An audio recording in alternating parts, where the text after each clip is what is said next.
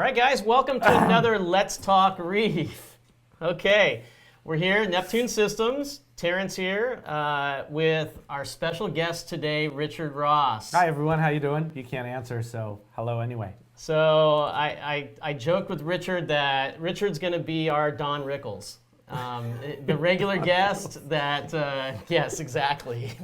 For those of us old enough to know who Don Rickles is. Yeah, I wish I had some Don Rickles lines loaded to throw at you. No doubt. Anyway, so we're going to have a fun little live stream here today, hopefully. We have some good stuff to talk about. These things, these live streams, these Let's Talk Reef live streams come every 2 weeks, Rich. I know you missed one. For 2 weeks? I saw half. Okay, good. Half. Good. So every 2 weeks on Tuesdays, every other Tuesday, okay. They happen at 5 o'clock Pacific and 8 o'clock Eastern Time. Which is the same time? Yes. Okay. Yes, it's the same time. All right. It's just anyway. So the beauty about live streams is we get to have interaction with all of you out there. So we'll be going through some talks and things we're going to talk about, but you always can ring in with your own questions, comments. I'll be looking at them here on the screen. Rich will be looking at him over here. We got to keep him, in control. This is an office of decorum, we keep saying here, so it is Rich Ross. Hi, Brad. Yeah. So so we've got James here and Justin Wolf and Nick. Right along with us, guys. We're gonna have some fun stuff going on. So first of all, we had a giveaway last week, and basically, if you do leave questions and comments in the spots below on YouTube or on Facebook, we randomly pick somebody, and they get swag. Okay, things like these cool glasses or hats or T-shirts. Last week it was a hat and a T-shirt. Yeah, gin. This not quite. It's a lot of gin. Your staff is very kind. This week we're going to announce last week's winners. The first winner. Let's see, who do I have down here? I think we have for the swag. It is Matt Stannon. I hope I'm saying that correctly. Matt Stannon. Matt Stannon, if you're out there, you're going to get some swag from us. And all you need to do is just send us a private message on our Facebook page, and we'll be able to, with all of your detailed information, and we'll be able to send that out to you. But the real winner of the leak detection kit, do you have one of those, Rich? A leak detection kit? I have a leak detection kit in a box. So the winner of that, let's see. Not the one in my box, a different one. Is Steve Tremblay. Steve Tremblay. Steve Congratulations, Tremblay. Steve. Congratulations, Steve. Again, all he had to do was leave a comment or a question below, and we randomly pick one in the weeks between the live streams. Actually, I think I picked it 2 days ago.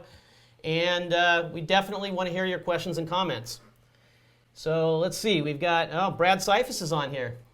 Chris Canada. Do you know any of these people? I do. Okay, cool. Nancy McRae. We know her. She's a regular. Awesome. Thanks, guys, for showing up.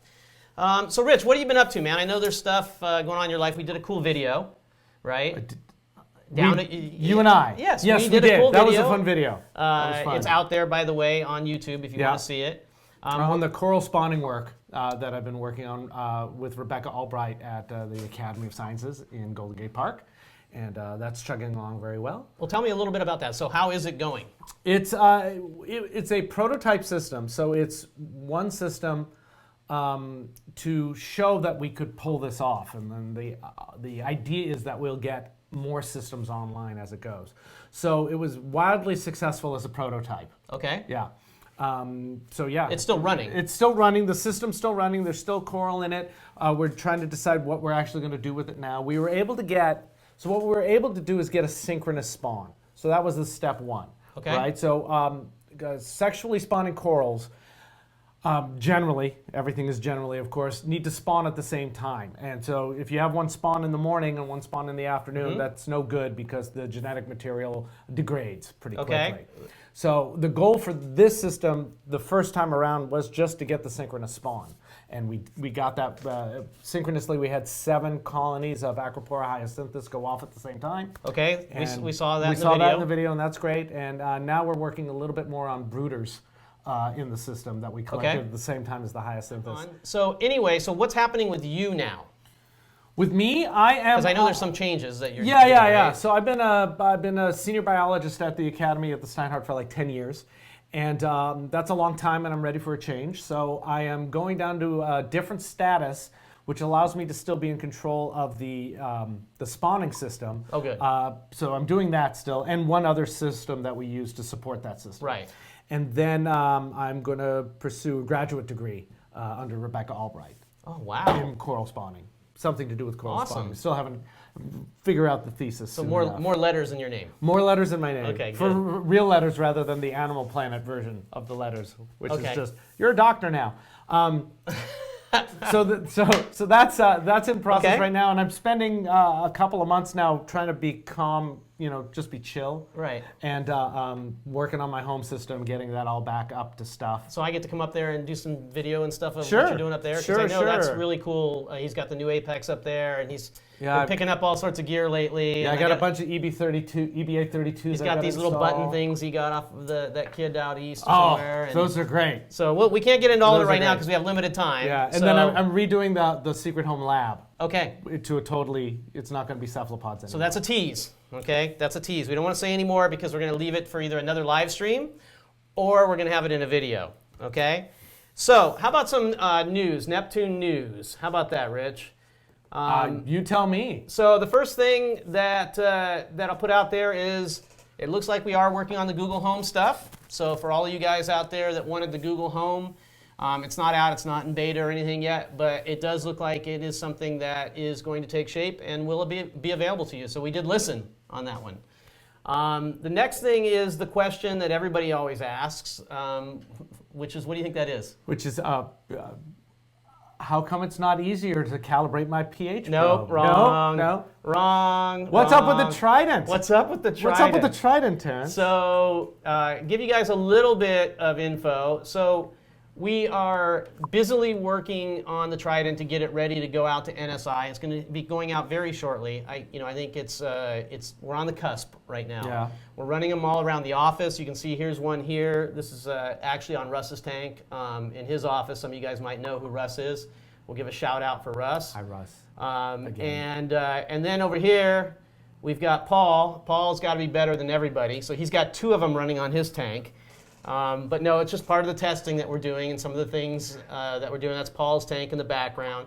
And then Kurt's got like 30 of them in different stages Yes, of and undress. yes, in the part you can't see over here, Kurt has got all sorts of them, and we're testing them all around. And so anyway, it is something that we're working super hard on to make a great product for you guys. I wish I could say it was ready 6 months ago. It's not. So hang in there, and we're doing the best to get it out to NSI as soon as possible. That's the Trident update. What else is going on? I asked them a couple questions about different Apex things when I came in, and they said, that's all great. We're working on the Trident. So I think it's fantastic that they're actually doing what they said they were going to do. Yeah, everything else is like this here, Yeah, right? It's yeah. like, get the Trident. Great idea, Get the Rich. Trident. Thanks. Trident. Yes, no doubt. Another new thing that's happening is we actually have a new version of Apex Fusion coming online here shortly. It's actually out in beta right now, Apex Fusion. Let's see if we can see some of what it looks like. I think is that your tank? Oh, that's the Secret Home Lab, huh? Look at that. That's my tank. Okay. Wait, those are all different. What did you do to my stuff? I don't want to look at your stuff right now. We'll look at my stuff for a little bit. We're not going to get into a ton of detail here of what's changed, but I just wanted to, again, this is what we're doing these live streams for, so you guys can stay in the loop with what the latest stuff is with us. New icons. It looks beautiful. It looks much better on mobile.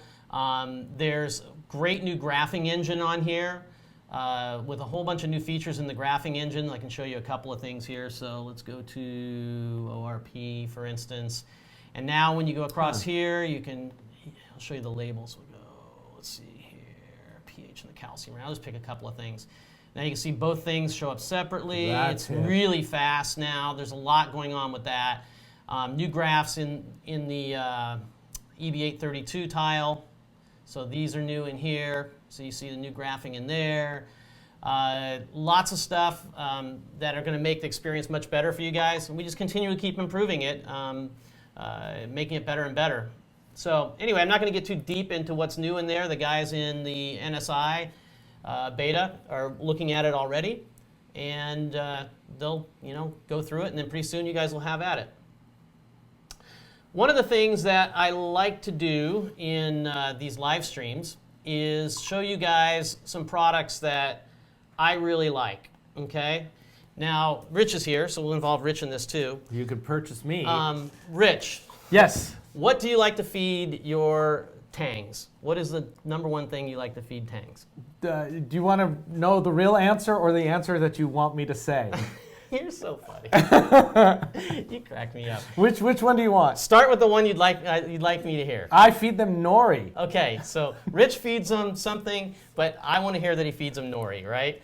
And a lot of us do feed nori to our tangs, and they do love it. And he'll probably tell me something in a minute here why it's, and all of you, why he feeds something else. But one of the products, I mean, there's tons of products out there for putting pieces of nori out there in your tank. This is one you guys probably already know. It's a modification of the algae clip. You're probably familiar. Ooh, look at that. The algae clip, right? So there's a million different people who make a little clip. Yeah. And what happens when you put the nori on there? It falls off. It falls off almost immediately. And they then tear that goes it right into off. your tank. Yeah. There's a lot of bad things. So you like this one because you like the material it's made out of, and you like that the holes are of a size and a shape that the fish can continue to get into it over time. Exactly. They're small enough that the stuff doesn't fall out easily, and it also works, by the way, for frozen food. So if you get the slab frozen food, you can just slide in a slab into there, and the fish can pick at it, which is really nice. Don't mind me. It's making noises. So something important now here. it's not making noises. But anymore. one of the things that some of you might say, and we'll see when the comments and questions come back here, is, and I like to be really honest, and we have these things. These used to have a problem. The magnet? The magnet used to have a problem. And so there's a lot of bad vibe out there because there was a little thing and it would peel back and it would get rusted. And, it was just not a good thing for anybody. But Julian, as Julian is, being Julian, said, I can make it better. And now this is, I don't know, it's some sort of way that he seals it on there and it's all plastic and now water cannot get in there. And sorry about that, guys, for losing the stream, but it happens on the internet. The internet gods. Sorry. The other thing about this product that I like is, unlike a lot of them out there, he makes something called the Mega Mag, or I think it's called, and it's a huge magnet. So I have 3/4 inch glass on my tank. All those other little wimpy solutions won't work. This one, it is no problem. Solid. It goes right through it. And this little material that he has here also sticks on the glass, so it'll stay up there even when you pull it out for a couple of seconds, because it's got this like little suction cup thing. That's great. It's really a great product, and he's soft. Yes, it is. It's squeezy. I love this thing. It's just I wanted to shout out for you guys, something that you want to look for if you're looking for an algae magnet. Now, Richard, tell us why you don't feed nori and what do you do? I did because I'm lazy. Okay. Yeah, that's why. There's actually there's a tremendous amount of algae growth in my tank. And it's only kept in check by herbivores. So I don't feel a pressing need to supplement them with nori. Because you have lots of algae. Because there's lots of ulva growing, lots of stuff grows. That makes sense. In fact, if there's a time when I don't have herbivores in the tank for whatever reason, I end up in trouble. Yeah. Okay, that makes total sense. That makes total sense. So you don't need to feed it. Kind of like I don't feed coral foods myself because I feed the fish tons and they poop in the water and then that's my coral food. So. It's a similar kind of thing. Tried that with our kid. It didn't work. It doesn't work. No. Okay. So one of the things I want to talk about next is making sense of data. And we're going to talk about some probes. I got a bunches of stuff out here, and we're going to kind of have a free-form talk here about this, Rich. So I like it. The first thing I'm going to throw up here is, let's see if I can get it up. Okay. Yeah, you guys are seeing it. So you have an Apex Fusion screen here of the ORP, right? So first thing to note is these graphs are awesome in Apex to look at, but a lot of times people don't know what they're looking at. Yeah, for sure. And a lot of times they are obsessing over things that aren't important. This is an example for me of something that may be important. It actually just happened last night, overnight. This is my ORP in my tank. It normally is running up here in the top, right? And you see that top level. And for some reason last night, it dropped over 100 points in my tank. That's something that your alarm goes off and you probably want to pay attention to, right? Yes. Something significant happened at whatever time that was. You can see it in the graph, so that worth is looking at. That is, the use of the data. Here's another graph. This is salinity. What happened to your ORP? Don't know yet.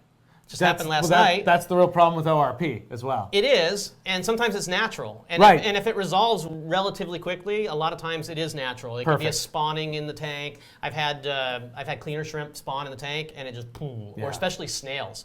Snails will all congregate together, and then all the milky stuff comes out, and yeah. So it's interesting as we're getting being able to trend and capture the data of ORP as we go on. We're starting to get a catalog, a very loose catalog of what actually impacts it. We all have ideas about what might impact it, but we don't really know. Yeah, it's true. So it'd be interesting. Do snails impact when they spawn? Do corals impact it when they spawn, or do they not? So it will end up. We're in the baby stages of it becoming an actual useful tool based on all the input from people using it. And paying attention to the acute things. That's the thing. Because this is an example here of salinity. And so we have a lot of people who, when they're looking, it could be salinity or it could be ORP or whatever, and they look at, on a graph, what looks like, oh my gosh, it's going crazy, right? Look at that graph. I mean, it's going up and down and up and down. It's all over the place in my tank. But then you look at the scale and you're like, oh, it's like 35 to 35.75. Yeah. Nothing to worry about here. Nothing at Everything is perfectly fine, right? And on the other hand, here is a salinity issue, potentially, that just happened today in my tank. I'm pretty sure it's an air bubble in there. But my salinity has been very, very consistent for a long, long time. All of a sudden this morning, it just drops like that. Right. I mean, literally in 10 minutes, it drops 3 or 4 points in the salinity. So given that you're paying attention to the salinity over time and also how quickly it changed, you're probably guessing nothing happened. Correct. So again, I want to be alerted of it. I want to know that it happened. Yeah. I pay attention to it because it's not like these other squiggly lines that don't really mean anything. Right. And then I go, wait a second. Okay, it happened so quickly. I've got 600 gallons of water. What is going to take my salinity down by 3 points in 600 gallons of water? In 10 minutes. In 10 minutes. And I go, probably not likely. Nothing. And then I go look at other data that's in my Apex and go, well, these other things would be going crazy too if that were happening. If I were to have my fresh water. My fresh water is at room temperature. Now it's 60 degrees under my house, right? My temperature in my tank. The temperature to change. There's other things too. When we talk about the salinity and the data on salinity, one of the crazy things that I see happen all the time is people have a lot of different devices for measuring something, and they want them all to line up.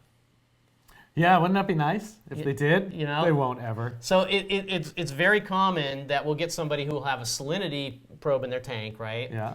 And they'll calibrate it, and they'll go, okay, it says it's 34 ppt.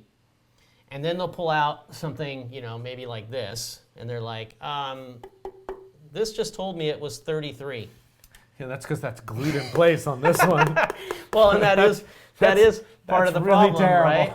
I mean, this is and the scale. I mean, look at the scale that we're looking at on this, right? Yeah. I mean, do you see this happen a lot? I mean, with people with their data and how they're looking at it? Yeah, the problem is that we all want the most accurate information, but it's very difficult to know what the accurate information is. Accuracy versus precision is, of course, an issue. So accuracy is how close is your test to the actual value, right. And precision is your grouping. So on multiple tests, how close are those? Right. They're two different things, and it can be tough because the devices are not going to line up. I mean, there's a lot of elements, right? Because I just pulled up the Red Sea here, right? Yeah. So I have the Red Sea one. Well, how do you compare this is a that to refractometer, that? right? Yeah, right. So you definitely want that one more. So yeah, you get what might cost you $100 refractometer. You think it's all great and everything, and the scale is good on it. But again, you have one device there. You try to compare it to some other device. These two, they could both be quality. But you measure them, and look, one is at 25C. Right. The other is at 20C. One is going from 1 all the way up to 1.070, right? Or, like 90 ppt, right? And then the other one is only in the scale you actually in care scale, about. scale that you care about. So naturally, this one is better. But then even if you use this one, now you have to have calibrated it correctly, right? Which means you have to have this stuff. What's the question? I don't know if you can say that that one's better just because the scale is smaller. Well, the scale, it depends on there's a couple of things. So the scale is better on that because there's the space between the gradations is larger. Oh, you mean the actual physical scale? You Yes. find this one easier to read? Yes. Okay. So it's easier for people to read because they've expanded it out and it's only looking at that. Gotcha. And also it's been adjusted for the correct temperature, but now the water is different temperature anyway when you take it out of the tank. I mean, it's all these things Yeah, are it should happening. adjust anyway. So it's just one of these things that I'm just trying to explain to people all the time. So here, I give you a simpler example. We got, I got, those big temp thermometers. We got I put 4 of them on a tank, brand new out of the package. They were all different, Okay. right? Yeah, like by for 3 sure. degrees. For sure. So you kind of go, Which one I do don't use? care about 3 degrees. So then you go get something lab grade. Right. And Or you get one of these. Or you get a mercury thermometer, a good one. NIST. And then you NIST go, certified, blah, blah, blah, right? and then you go, all right, 32, to 78 degrees is really, on this thermometer, is 74. Right.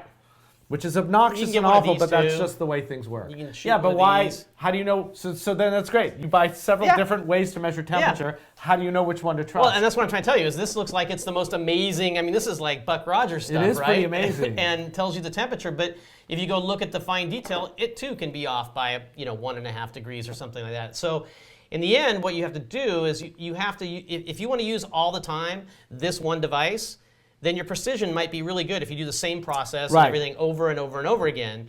But it's not necessarily, no matter how you try to calibrate it or what have you, going to be the same as this device right here. Correct.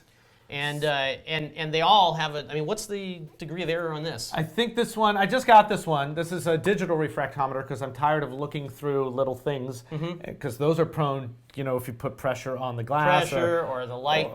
or whatever. So I'm not saying that this is going to be better, but this is going to be easier for me to know what this Right. thing thinks my salinity is. I think this is plus or minus 2 Okay. PPT. I've also ordered, because I'm an idiot and I get into these kinds of things, I ordered a Misco digital refractometer, which is about $500, and that's got that's a plus or minus of 1. So 1 PPT. 1 PPT. So again, for anybody who's using this, and then let's say comparing it to their Apex's salinity probe, this could be off 1 PPT, Yeah. and they're looking, because we'll often have that. They'll be like, they'll put it on here, and they're like, oh, my Milwaukee, I did it 8 times, it comes up at 33 PPT, right? Right. But my Apex says it's 34.2. It's like, okay, well, it's really possibly only off by 0.2 then. Right. Yeah. Yeah. So it's the reason I'm going with this is sometimes probes are subject to interference, and this is less subject to interference. So what this is really going to do for me is allow me to get a good feeling of whatever my Apex probe is reading, and do that conversion. 37 Right. is really 35. Right. Or just and then perhaps try Right. calibrating the probe to the tank water rather than. Hopefully yours doesn't look like mine does. I just took out. Mine looks exactly like that. Oh God. That was a magnet. That was a magnet. No, mine does not look that bad. Okay. I also have one of these these. things too, right? Yeah, and we have this thing. Oh, now we're talking. So this is all, so you get your Apex and you see the salinity and you want to really know. I mean, is that really what it is? I think so. You want to really know that it's really right. This won't help you. They're all just ballparks, right? Because the resolution on this is hard to read, and Right. you have to read it through the meniscus. And you have to adjust, even adjust for temperature. for also. temperature, so you got to do it really quick, Right. right? And it cools down faster than you would think. And of course, this is a good, a borosilicate liter glass graduated cylinder, so I can see through it. Because you get a plastic one, you're kind of borosilicate? going, oh. A borosilicate. That's the kind of glass. Okay. Sorry, I know things. So you get that, but then that becomes kind of a pain. I'm hoping these are very easy to use. They are. And A lot of seem people like they're use much them more and- accurate. And then I'll be calmer about salinity. Right. Okay. So things like pH, I don't care about. So, and we're getting into a new world with this. Obviously, we've got the Trident, that's coming out. Yeah. There's going to be a lot of numbers coming out of that. People are Yeah. going to be Oh, man. comparing that to their test kits, comparing it to these ICP, right? Yeah. So now we get the ICP data, which 3 we're days, not 5 sure days. how trustable that is. We don't know where that data is going, yet. Again, on its own, do it now, do it in a week, or do 2 at a time and 2 at a time. You've got probably something you can use on its own, but to use this compared to this, that is just the thing I'm trying to get across. Look, all you're trying to do, there's 2 things. You're trying to make trends, right, and then pay attention to your trends, and you're trying to look at those trends in relationship to what you think the health of your tank is. Right? So if I'm running a tank at a salinity of my devices, say it's 34, and everything looks great, I don't actually care what it is. Right. If things start to look weird, is my salinity, is my device reading differently now? So I'll want to check that so I can rule out salinity. Okay. So I think I said 2 things and only mentioned one of them, so we're stuck with that because I don't remember what the other one was. So I think the other thing that it's really important is just the anomaly detection, right? When you see something, when you get a goofy reading, so everyone does this when they first get an Apex. Right. And it's usually salinity, right? So you get a graph like the one you just showed, right, and you get a message that says your salinity is now 0. Right. Right? Who had that? Jim Roth had that just today, and it's he didn't freak out at all. He knows something weird's going on. So you shouldn't be chasing the numbers too much. You should be chasing the trends, and when you see something go crazy in your readings, you should sleuth around to see if you can figure out what that is. Is it? Does it make sense that your tank dropped, 12 parts salinity in 10 minutes? No, there's nothing in your system that should even make that possible. So I can safely ignore that. If my pH drops to 7.8, and for whatever reason I feel like that's bad, that might mean that the pump that supplies something. Or something's dosing, got my air pump's off or whatever. So it's all just information to go and see if you can figure out what's going on. Right. You shouldn't. I don't think you can't worry too much about making the graph be perfect. Well, and just trying to verify that everything is working to that level of because the degree of precision or accuracy that any of these things have is a lot bigger than you think it is, people. Just because you have a number and it's digital doesn't make it exact. Right, and then you have to do it enough times to see if your precision is on. So I'm going to have this. I'm going to have an expensive one of these. I'm going to have this. I'm going to have the graduated cylinder with the floating hydrometer. I've got VG. You're not going to know what's going on. And we'll compare them all together a bunch of times and see how the data falls out just for giggles. Right. I don't think it matters that much. But, if you're running your salinity high, if you decided I'm going to experiment and run my salinity at 35.5, 36, then you're in an area where you've got to pay attention more. Right. If you run 34, 35, you've got all this slop on either side, which originally, I think actually I got that from Steve Tyree the first time I heard that like 1,000 years ago, running it at 33.5 because it's the biggest, the tank can absorb it. The problem either direction. You save a few dollars. But if it goes high, you've got more time. Sure. And if it goes down, you've got more time. Just like temp. So, just like temp. Yeah. For sure. So you can't be too crazy about actual numbers. One other thing, since we're talking about calibration and stuff like that, just to let you guys know, part of the news thing, we will have coming out here very shortly a pack of calibration solutions that includes all 3 in one pack and saves you a little bit of coin. So you don't have to buy them individually. You'll be able to buy them in a pack. And I heard from a little birdie told me that there might even be a really good deal on them in the coming special week that we all know about. So, very cool. So what's in there? So this has got your pH 7, your pH 10, so you can calibrate your tank pH. And it's got your 53,000 solution for calibrating 35 ppt for the salinity probe. Great. So that the all ones comes you in kind of one. want to do. These are the ones that often. come with the Apex when you buy it, and these are the ones that you kind of want all the time. And we're going to talk about that a little bit in the tech corner too. So, next thing I want to do real quickly before we get to the tech corner is I want to do a dealer shout out. Okay? Don't look into there when you pull the trigger. It's not good. It's like the Aptasia lasers, too. I know. You Oh, know? yeah. That blind the fish, you know. Okay. Dealer shout out. Dealer shout outs, okay? So I'm going to do one, and then you're going to do one. How's Okay. that? All right? Does that sound fun? And then you can tell me whether or not you've been to any of these stores, okay? These are brand new dealers. The first dealer is Rick from Rick's Fish and Pet Supply in Frederick, Maryland. Now, Rick, I know, has been around in the hobby for a long, long time, friend of Julian. I'm glad to have him on as a new store. Have you been there? I have not been there. Okay, next one. Ryan at Saltwater Solutions Aquariums in Bonita Springs. Bonita Springs, Florida. Welcome. Have you been there? I have not been to that one. I'm going to find a lot of these I haven't been to yet, I think. Okay, next up is Dwayne from Tanks-A-Lot Aquariums in Lake Worth, Florida. These are either the manager or the owner of the store in Lake Worth, Florida. Okay, haven't been there. Have you They're been to that all one? in Florida. I have not. Nope. There's like 5. No. Yeah. Scott and Heidi at Extreme Marine in Ventura. How are they doing? Have we heard from them? Are they in fire zone? Ventura should be fine. Good. I'm from the Southern California area. I'm very familiar with Ventura. Have not been to this store yet, but the fires are all south of them. Okay. Well, I hope they have their masks on. Yeah, it is not fun down there right now. We should drive down there and go see them. Not today. Not today, Not yes, today. but we should see We them. should.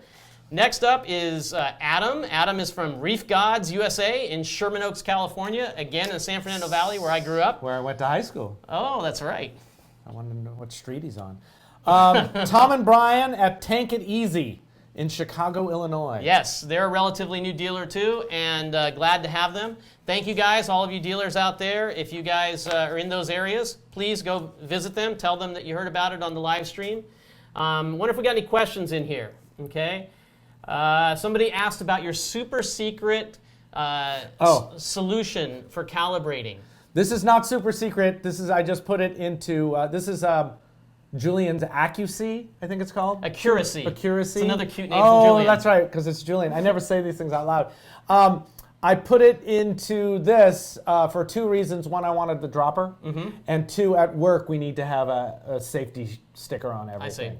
And it's really important with this stuff too that you keep those caps tight, because if you leave that off even overnight, it's no longer a standard. That's the other reason I like the little bottle, So because if you mess up some, it's not all of it. I've got the bottle. Because Julian gives you like a liter of stuff or something, or half a liter. So I've still got 3/3 of it left. So definitely, it's perfect to use on your refractometers. Good stuff. Okay, another question, and then we're gonna head over to the tech corner here. Tech corner. Yes, tech with corner. Paul. It's right there. Any idea when the torque arrives? I have no idea what the torque is. You know what a torque is? Do you know what a torque is? It is the time over retribution query.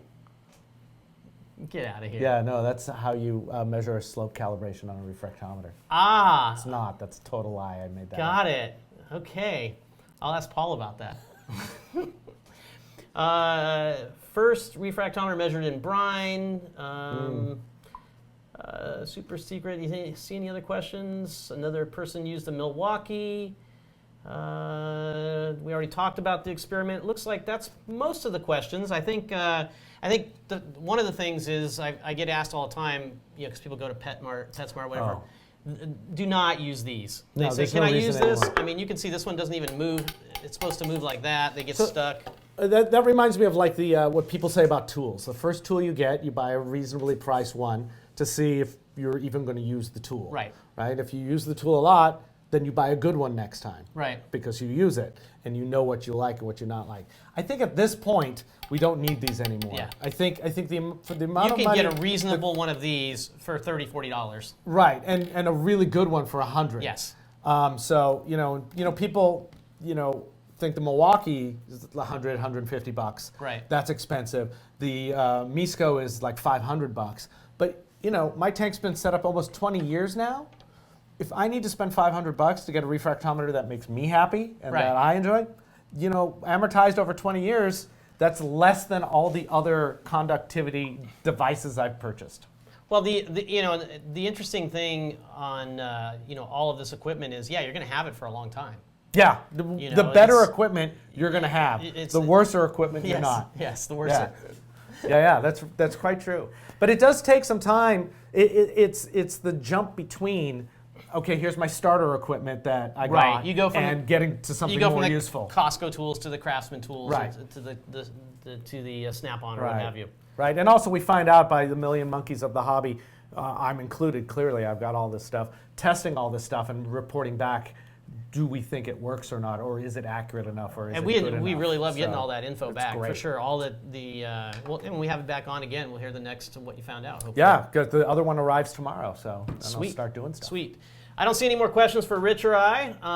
Definitely appreciate Rich coming by here. My pleasure. Rich, and we'll stay tuned. Hopefully, I'll make another video here soon of what's going on in your home lab and things like that. Awesome. And anything else happening we should know about? You're going to be any place? No, I'm laying low for a while. Okay. I'm going to sleep for about a month. Okay. Now is what I'm going to do. All right, man. Yeah, All right. yeah. Well, thanks for coming by. My pleasure. Appreciate it. Thanks for having me. We're going to get Paul on right now in the tech corner.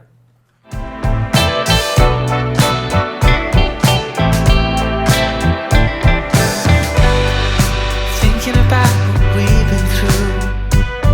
The world can be a lonely place. Baby, I'm so glad that I found you. All right, here we are. Tech Hey, Corner how's it one more going, time Terrence? with Paul. Hey, Paul. Guess what? What? This is a pretty special day here at Neptune Systems. I'm going to embarrass Paul maybe a little bit here. Oh no. I know what's coming. Everybody here at Neptune Systems wants to give you, a really big shout out for your wedding. Congratulations, man. I know you don't want to drink this, but toast to me with some Skim 8 here, okay? Oh, perfect. Thank you very much. And you know what? Hey, this guy got married to a beautiful woman, the love of his life. Very much, yes. And he is on cloud 9. Had a great wedding this weekend, and now we're going to go into Tech Corner. So congratulations, Paul. Good, Terrence. I'm glad you had a good time, and I'm so glad you were there to join me for all that. And yeah, I am on cloud 9. I'm a happy man. What can I say? Very blessed. Yes. So. All right. So what are we going to talk about today? So, in the spirit of what you and Richard were talking about, right? With all the stuff that we have with all out here. these gizmos and gadgets, right? I was going to kind of talk about how to make sure your Apex probes are staying precise and accurate, right? And a big part of that precision and accuracy is maintaining those probes, calibrating those probes. And I think a lot of our users don't really know kind of when they should do that, how they should do it, all You get those that question sorts of asked a things. lot at the trade shows and stuff. Yeah, and it's like, you set up your Apex for the first time, you might go through the guide, you check all your boxes off as you're going through that initial setup, but and so you kind of remember how to do it that time, but then 3 months later, 6 months later, a year later, have you touched your probe since then? Yeah, you right? forget, you don't even know if you should. Right. Maybe it's working. And with the double junction probes that come inside the new Apex, right, or the Apex, I should say, the great thing about those is they don't need to be calibrated as often, right? So single junction probes, Terrence, need to be calibrated about every month or two. Okay. The great thing about a double junction probe is they're going to hold that accuracy and precision for a good while longer. So you can get away going every 2, 3, 4 months before calibrating. And if you want to know the difference between those, there is a little diagram and some explanation out on our website. That tells you a difference between a single junction and a double junction. Yeah, it gets a little techie, yeah, but we don't need to do that now, we're not going to go into it now. If you want to learn more about it, it is out on the website. Right. So basically, the rule of thumb is, right, you need to clean your pH and your salinity probe about every 6 months or so. Okay. You should calibrate them every 3 to 4 months. Okay. Okay. Because this probe here, is a prime example of a probe that will no longer be precise or accurate because it's got a bunch of growth inside here, calcareous buildup, and all those sorts of different things. The little animals that grow on them in some of the tanks. Exactly, and it's a probe that needs to be clean. Right. So the first thing we're going to talk about is how do you clean the probes? Okay. It's very easy. The probes that need to be cleaned are the pH, the ORP, and the salinity probes. Okay. Temperature probe we don't need to worry about. Temperature probe we don't need to worry about. It is the completely encapsulated. Yes. It is not a probe that needs a lot of maintenance. I'll go in maybe a little bit about how to calibrate that some other time. But essentially, to calibrate these, maintain them, all you got to do is go over to the supermarket, get yourself a gallon of white vinegar. It can be cheap as anything. You don't need to get the high-end stuff or anything like that. And pour that into a little bowl and do 2 parts vinegar to 1 part water. let it soak for maybe 30, 40 minutes inside the bowl. All right, that's going to do is it's going to build So up not any of the full calcium strength. stuff. Sorry to interrupt you, but not full strength. No. Just dilute it down a little bit. Maybe dilute it down with a. It probably wouldn't hurt it to do it full strength, but in general, you want to make sure that you're not affecting those internal, the junctions. The junctions inside and the reference calibrate solutions that are inside. Just those. dilute it down a little bit. Yeah, Okay. dilute it down a little bit. Don't use the muriatic acid or anything like that. You do clean pumps, Yeah, you'll ruin the probe right away. Okay, Yeah, it's good to know. Let it soak for 30, 45 minutes. Then take your soft bristled toothbrush. Okay, get in there, make sure that those probe surfaces are nice and clean. Okay, your ORP probe, just rinse it off in some RO water, put it right back in the tank. It's going to look really funky for the next week, just like it did when you first set up your Apex. It's got to rebuild up that biofilm. It's going to drop, right? Yeah, it's going to drop, and it's going to be real low for a little while. It's going to slowly work its way off, so turn off your ORP alarms, okay? And once it builds up that biofilm, it'll be all good. It'll all be good, okay? After you calibrate your pH and salinity probes, you do need to recalibrate them. So I thought I would go through the calibration process on those a little bit. I'm not going to talk about calibrating the salinity probe today because I want to spend some really in-depth time There's on a lot that of some talk other time. to talk about how to best use and best practices for the salinity Exactly, probe. So exactly. we'll get that on another program. Exactly. So to get started with Hang on a that, sec. we got to go to Brady Bunch mode, right? Yes. We got to All put this right. on. There. Now you guys can see what he's saying. Hey, Terrence. Yes. How are you? All right. So, so to get started with calibrating your probes, the first thing you're going to do is you're going to take those calibration solutions, your 7 and 10 solution. I've already have them open Soon here. available in a 3-pack. You can leave them sealed right now, and you're just going to float those in your tank. You want to get those up to tank temperature right away. Okay. all right? Hang on a second. Slow down for a minute. Yeah. So floating them in the tank. Okay. You can't just drop them in the tank. They're not going to float, right? So you use something like a clip. Or You can use a clip or something like that. Especially that's really helpful later when you're calibrating. This clip can be very helpful for that. But essentially, you could even take them and put them in another bag, right, and float them in there. It's not going to take a lot of time for them to get up to tank temperature, maybe 2 or 3 minutes. There's not that much volume inside those solutions, all right? Then you're going to be on your Apex dashboard. You're going to click my favorite button, the task button, right? Okay. And from there, right, you're going to get to the task, okay? You're going to have a lot of things here in front of you. It's okay. Just kind of search through that list, and we're going to find the one for pH probe calibration. We're going to select that, okay? And we're going to start with the pH process, okay? At this point, the solutions have been sitting in the tank for 2 or 3 minutes, okay? So they're up to temperature. All right, so we're going to click on that next button. Okay, we're going to say that we want to calibrate the pH probe. All right, and calibrate the pH probe. And if you have multiple pH probes, you could select another one. You're going to click on calibrate. All right. If you are doing for your calcium reactor, you could choose 4 solution here, but if you're doing your tank, you're going to choose 7 solution. All right. And at this point, right, it's time to calibrate the probe. So to calibrate the probe, you're going to take your probe, okay? You're going to take the 7 solution, all right, which is the one in the white. You're going to place that in there, okay? Then you're going to have your phone nearby, okay? And you're just going to go ahead and click on next, okay? You'll see it there on the phone, right? There are 2 different sort of little things, right? There's acceptable range, and the reading has settled. When it's settled, it's getting to a certain number. So you can see there we still have a red exclamation mark. It's not moving anymore. All right, I'm going in fast time now, and then you can see when it does get a check mark. Okay, and you can see that it's ready to go. So because the time left is also to check mark. Generally, that's going to take about 45 seconds or so for the probe to settle. Okay. Okay. So once we're done with that, we're going to go ahead and click the next button, and now we're going to take it out of the 7 solution. Okay, and we're going to go ahead and put it in the 10 solution. All right, get it in the 10 solution. All right, then we're going to go ahead and click on that next button. All right, so we click on the next button, okay, and we wait. Basically right now it's already started to settle, okay. Right now it's not in acceptable range, then it gets into the settling period, okay. And again, once it finds, the Apex knows that this is supposed to be 10, right? So, if it's not quite at 10 yet, that's okay. And the Apex will basically draw a calibration curve between the 7 and the 10 point. Perfect. You understand that? So basically, the probe may think it's at 9.5, but Apex is going to take the 9.5 and call it 10. Yes, because we know it's in a 10 solution, so the Apex is going to say, your 9.5 is actually 10. Right. Okay? So once we do that, this is one of the most important parts that people often forget is we need to verify the calibration, Terrence. Okay. Okay, so the way that we do that is... Because something might have gone wrong. Yeah, something could have gone wrong, right? It could have said that it settled and it really didn't settle, right? Or, you know, we did double press or something like that during the calibration process. So we want to confirm the calibration. So to do that, right, we're going to be there on the task. We're going to click on that dashboard button up there, okay? So we're going to click on that dashboard button up there. Here we are at our dashboard. We can see it's sitting in the 10 solution, okay? After it sits in the 10 solution for a little bit, it should show 10. It should basically show at this point something between 9.97 and 10.03 because that's about the relative accuracy of the probe. Okay. Okay, so if you got a measurement right there between those numbers, we're right on. This calibration was exceptionally accurate, right? It's reading 10.0 exactly. Okay. All right.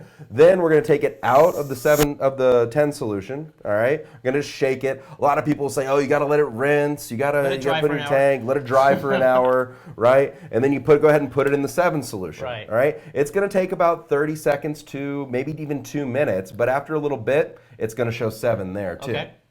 All right. Now, once we're all said and done with that, and we've verified the calibration, that's it. Okay. My tank was reading about 8.34 before the calibration. After the calibration, it went down to about 8.2. Okay. Yeah. So that's it. Did we drop offline? I don't know. Did we drop offline? Anybody want to tell us if we're online still or not? Because I can't tell. Oh, okay. We're still live. Okay, good. Sorry, I thought we had a drop off there. I don't have any questions, so I guess there's not going to be too much chance for people to win. So the key to the end of this really is do that verification at the end. Yes. If you get 7 and 10, you're successful. Yes. Okay?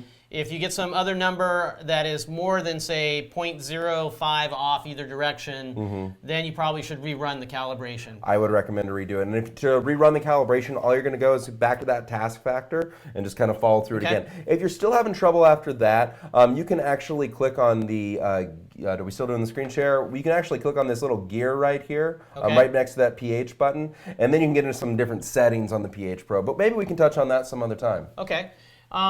Question. We've got a question here.